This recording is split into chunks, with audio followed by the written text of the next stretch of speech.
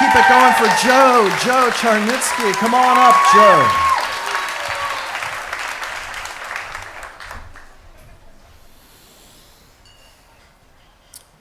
When I was 28 years old, I was feeling trapped by the pressure to turn my life around. There were two big reasons for this. One, after 10 years of living in New York City, I was once again in my parents' house in my small Pennsylvania town with limited finances and a stalled career. And I was in love with this woman, like smitten, like overwhelmed, and she was getting her PhD. And I didn't like the contrast. I really desperately wanted to be the kind of man she would want to be, and he didn't live with his parents.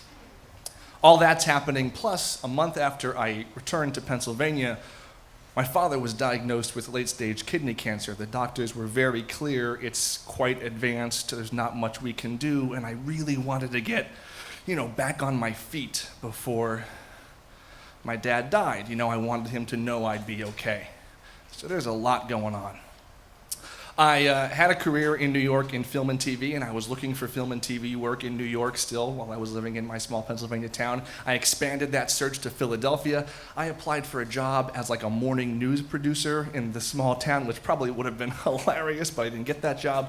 When things got desperate, I took a job at a healthcare company. My gig there was to call senior citizens who had requested information about our Medicare enhancement package, and it paid far less than anything I had ever had in New York City, but it paid. I gave a solid 75% effort every day, and they praised me for it. What a great job I was doing, how well I talked to the seniors. I have an old soul, so I get that, but every time they praised me, I resented being there a little bit more. I wanted someone to shake me and say, "You're not trying hard enough." I wanted someone to say, "We demand more around here." And I really wanted someone to say, "You're too good for this." But no one did. And I would sit in my cubicle every day and I would think about how far away New York City felt, and more importantly, how far away my life in New York City felt. And since no one else would say it, I would say it to myself. "You're too good for this. This isn't what you're supposed to be doing with your life." But those weren't the worst days. The "I'm too good for this" days. The worst days were when I sat in that cubicle and I thought, maybe this is exactly what I'm good enough for. And everything up until now has been luck and delusions of grandeur. And this is where you end up.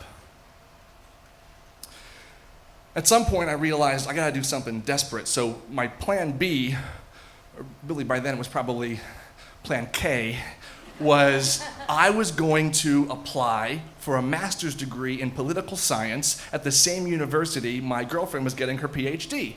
I figured, I love politics and government, and then I'll live with her and I'll get a degree, and then I'll get an amazing job like in media management or political consulting or something. It'll be awesome. And that made sense to me because, of course, I had to be in this shitty position for a reason, right? Life was gonna force me in this new great direction. Back then, I still thought life was supposed to make sense.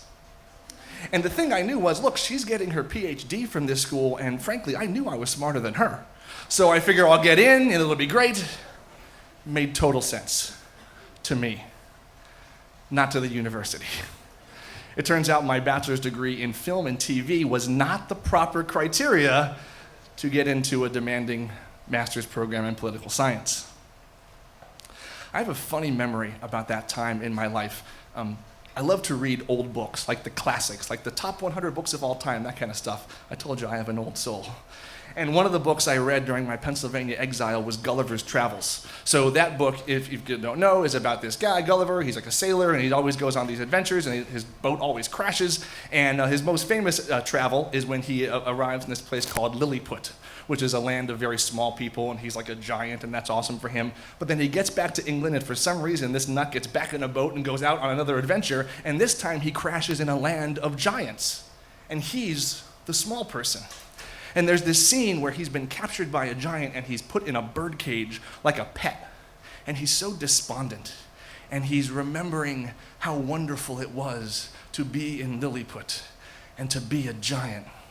And he misses it.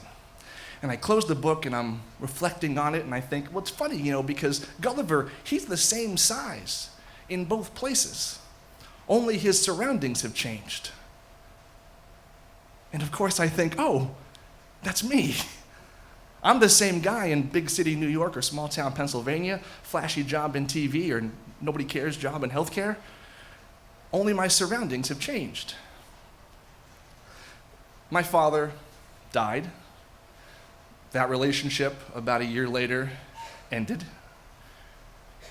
It's not all tragedy. I mean, here I am. I eventually found a job in New York and came back.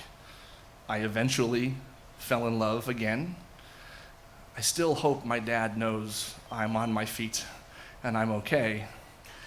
But now, whenever life's pressures get to me, when the burden is on my shoulders, I can look back on that time in my life. I can look back on that nutty Gulliver, and I can remember my surroundings and my situations don't define me. I am the same person wherever I go, and I am not in a cage. I am free. Thank you.